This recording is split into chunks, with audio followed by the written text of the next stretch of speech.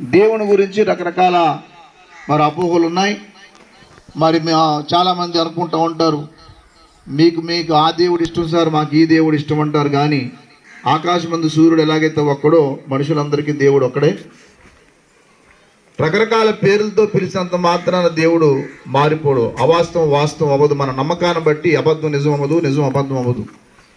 ఒక గ్లాసు విషం పట్టుకుని ఇది పాలు అంటే మనం నమ్మొచ్చు, కానీ అది పాలు అవ్వు, అది విషయం అవుతుంది. అలాగే దేవుడు అనే మాటకు మన నమ్మకాన్ని బట్టి దేవుళ్ళు కానివారు దేవుడు కాదు. దేవుడు అనగా మనిషికి జ్ఞానం ఇవ్వాలి, మనిషికి పాప క్షమాపణ ఇవ్వాలి, మనిషికి మనశ్శాంతి ఇవ్వాలి, మనిషికి మార్గదర్శుడు అవ్వాలి. మనకులాగా ఆయన అరిషడ్ వర్గాలు కలిగిన వాడైతే దేవుడు అవడు, మానవుడు అవుతాడు. కామక్రోధ లోభ మోహ మదమాశ్చర్యములు కలిగిన వాడు దేవుడు ఎలాగైతాడు? కాబట్టి దేవుడికి ఉండవలసిన లక్షణాల్లో ఒకసారి ఆలోచన చేయాల. మనము మార్కెట్కి వెళ్ళి కూరగాయలు కొనుక్కుంటే ఆలోచన చేసి కొనుక్కుంటాం, బట్టలు కొనుక్కుంటే ఆలోచన చేసి కొనుక్కుంటాం, ఏది కొనుక్కున్నా ఆలోచన చేస్తాం. కానీ విచిత్రం ఏంటంటే దేవుని దగ్గరికి వచ్చేటప్పుడు మాత్రం ఆలోచన చేయి. వినదగిన ఎవరు చెప్పినా వినంతనే వేగు పరక వివరింపదగు. కాబట్టి ఈ మహిళ ఎవరో ఏది చెప్పారని చెప్పి నమ్మేయటం కాదు. నిజం తెలిసిన వాడే మనిషి అనే మాట మర్చిపోకూడదు.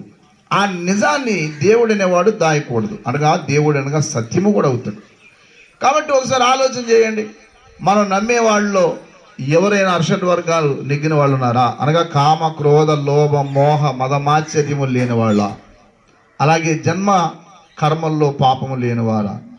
మరి దేవుడికి ఆయుధాలు ధరించుకుంటే మనం ఇంకా ఆయుధాలు ధరించుకుంటాం, ఎందుకంటే ఆయనకి భద్రత లేనివాడు మనకి భద్రత ఇస్తాడు. కాబట్టి దేవుడు అనగా మనకి ఒక భరోసా ఇవ్వాలి, ఒక జ్ఞానం ఇవ్వాలి.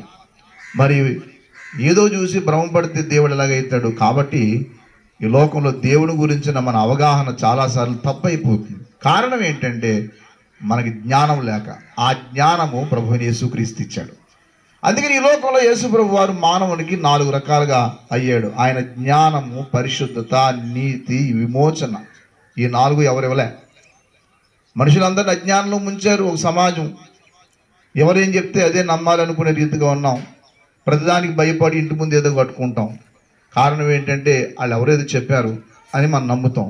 కానీ మన భయా నుండి దేవుడు అనేవాడు తీసేయాలి కదా, మరి తప్పించాలి కదా మనల్ని.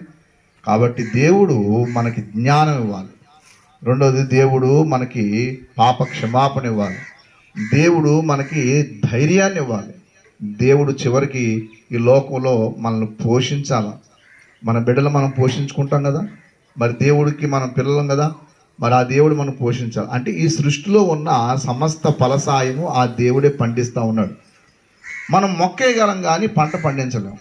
ఆ పంటకు తగిన వాతావరణం దేవుడే ఏర్పాటు చేయాలి. కాబట్టి ఇటువంటి దేవుడు మీకు ఎక్కడ దొరకడు. ప్రభువైన యేసుక్రీస్తు ఒక్కడే ఆ దేవుడు.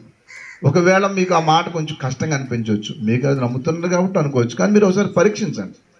పరీక్షించి దైవ లక్షణములు అన్నీ ఎవరిలో అయితే మీకు దొరుకుతాయో ఆ దేవుడే ప్రభువైన యేసుక్రీస్తు. ఆయనే మానవుడు కొరకు రక్తం గార్చి ప్రాణం పెట్టాడు. అందరూ రక్తం కోరుకున్నారు కానీ రక్తాన్ని ఇవ్వడానికి ఎవరు ఇష్టపడలేదు. అందరూ ప్రాణాన్ని కోరుకున్నారు కానీ ప్రాణాన్ని ఇవ్వడానికి ఎవరు ఇష్టపడలేదు. కానీ మనిషిని యొక్క ప్రాణం తీయకుండా మనిషిని ప్రాణాన్ని రక్షించడానికి ప్రాణం అర్పించిన వాడు ప్రభువైన యేసుక్రీస్తు. నమ్మండి, మీరు మీ ఇంటి వారు రక్షించబడతారు. మీకు జ్ఞానం వస్తుంది, ధైర్యం వస్తుంది, మోక్షం వస్తుంది. ఈ లోకంలో మరి అన్ని రకాలుగా సహాయం దొరుకుతుంది. దేవుడు మీకు ఆ కృప దయచేయను గాక. ప్రార్థన చేసుకుందాం.